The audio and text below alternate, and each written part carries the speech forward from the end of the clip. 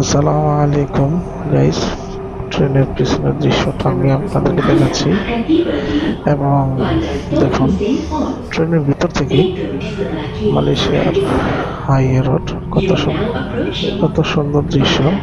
এবং দেখুন highway road, তো ট্রেনের ভিতর থেকে আসলে মোবাইল দিয়ে তো একটা ভিডিও করা যায় না।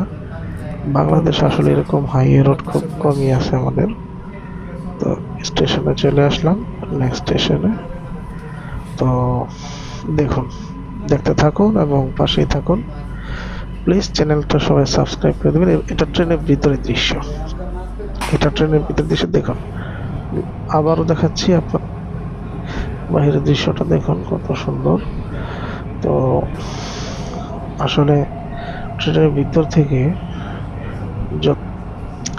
বাহিরের দৃশ্য আপনারা দেখুন কত সুন্দর।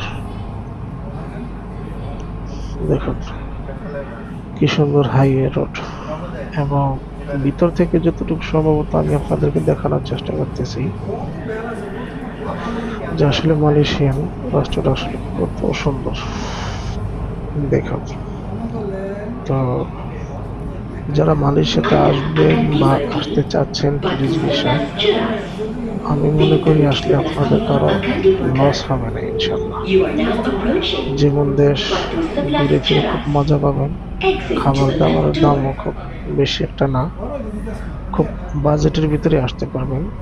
যে বাজেট আপনারা করেন, মানে অ্যাভেলেবেল মানুষ বহন করতে পারে।